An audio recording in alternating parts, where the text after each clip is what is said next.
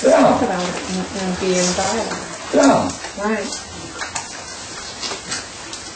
But then I said, especially when I want to put it out, that then others would laugh and ridicule and pity me. You went along with others. Yeah. They would laugh, ridicule. But even though you went along with others, hey, within this, you succeeded. Yeah, because my last words here in the reflections is, be brave, put it out, Rhonda, exclamation, exclamation. And then I wrote, this is like a dream to buzz aloud. Yeah. Yeah. Here's the hard part. Okay. What is it possible that dreams are correcting at least some daydreams?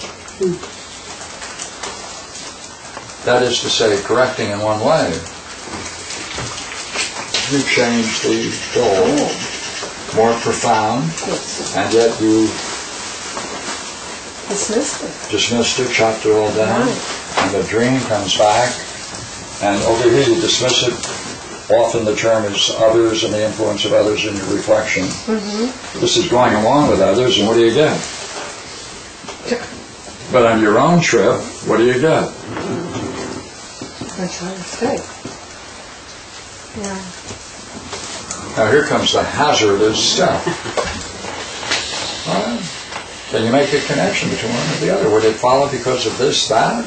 Is there any possible way of saying that there could be a connection? Because everybody knows daydreams are foolish, and everybody, especially their parents, should stop their children from daydreaming. Right? It's merely fantasy. It's not worthwhile. Not real. It's not real. Nothing could be worse than not real. Okay, next question, okay? Is there something significant that's coming to us in daydreams?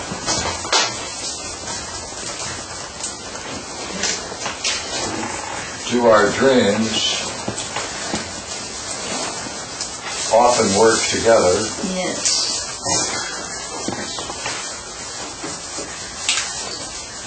Would them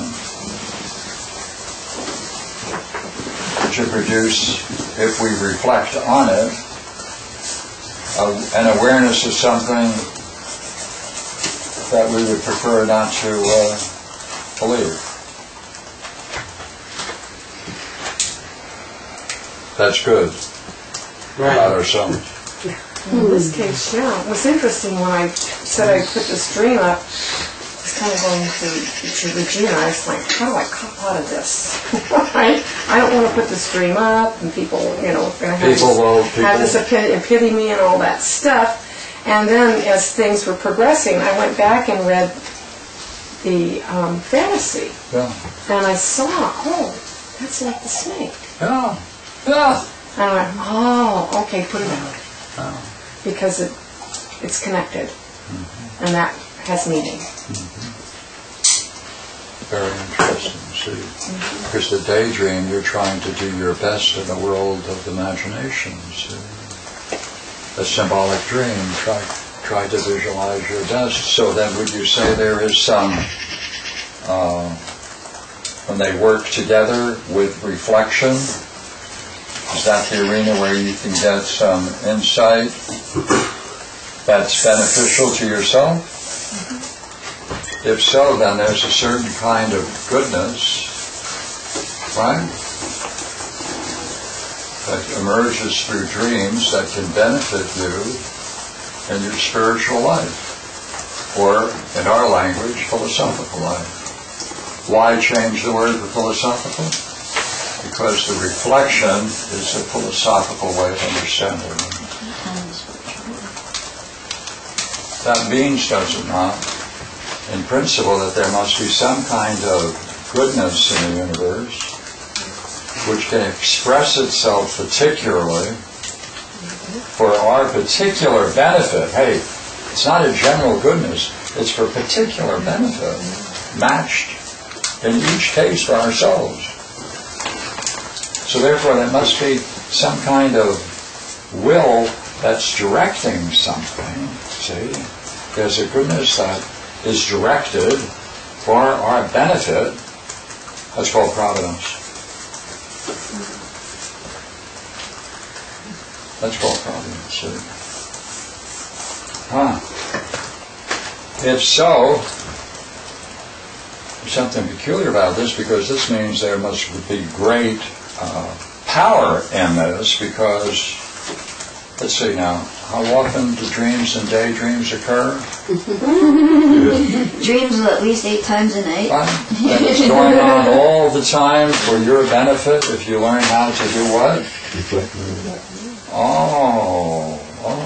And it's extremely effective, right? Through the Logos. That's the Logos.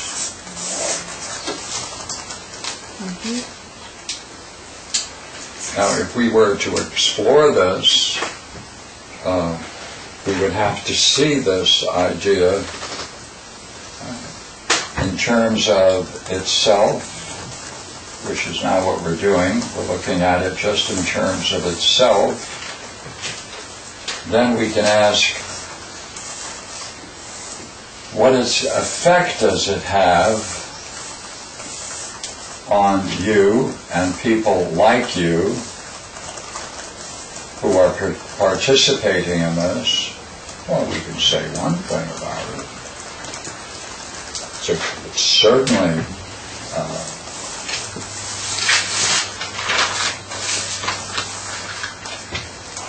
it certainly has a kind of ruling function, a direction, does it not? Mm-hmm. Yeah. There's a curious thing about it. There's something about this kind of seeing that you won't be able to forget.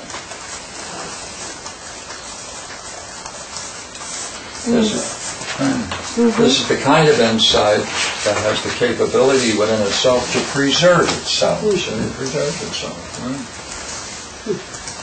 And it's able to grasp the beginning and end of your whole existence. It's able to grasp the whole thing, be able to go back and go forward.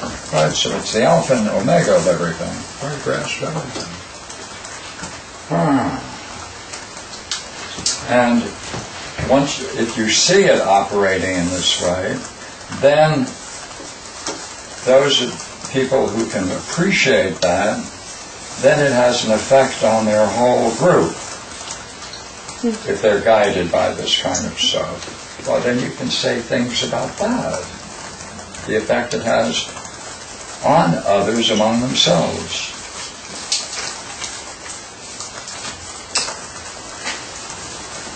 And then you have to see, if that's the case, how do these people then relate back to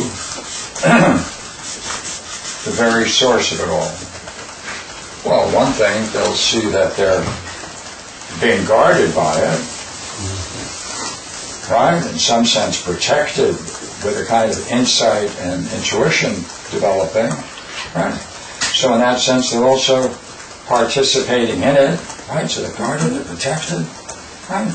And they're participating in it.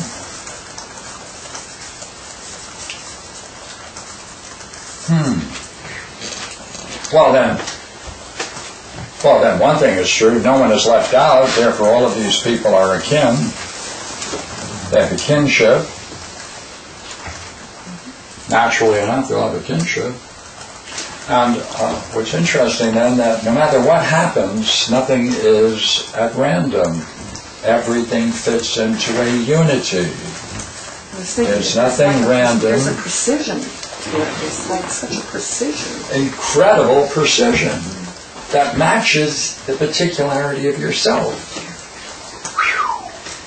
Therefore, the mind that's operating behind this has two things. Most magnificent of all, it has a scope to include everything, and a precision that can take care of what appears to be most trivial event. Right? That's one hell of a combination. Right. So therefore, we can go further. We can say here that it's functioning as it were like a ruler